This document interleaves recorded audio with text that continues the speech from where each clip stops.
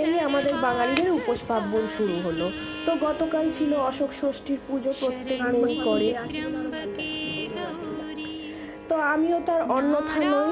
যে সকল মেয়েরা মাতৃত্বের স্বাদ পেয়েছে তারাই এই পুজোটা অবশ্যই করে। তবে অনেক বাড়িতে হয় না, কিন্তু আমার বাপের বাড়ি শ্বশুর বাড়ি দু বাড়িতেই হয়, কিন্তু আবার আমার মামার বাড়িতে নেই। যাই হোক, ছিল বাড়িতে বর মেয়ে দুজনেই, তো একটু নতুনত্ব কিছু করতেই হবে।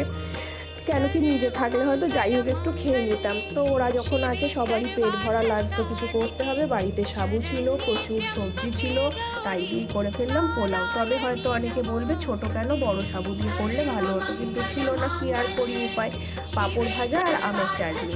তবে খুব ঝুড়ো হয়নি, কেন কি মেয়ে একটু মাখো মাখো পছন্দ করে, সেই কারণে। বেশ দারুণ টেস্টও হয়েছিল, ভালো লাগছিল। Thank you. কে কি খেলে সবাই জানিও। নারকোল ফসল দেওয়া ছিল।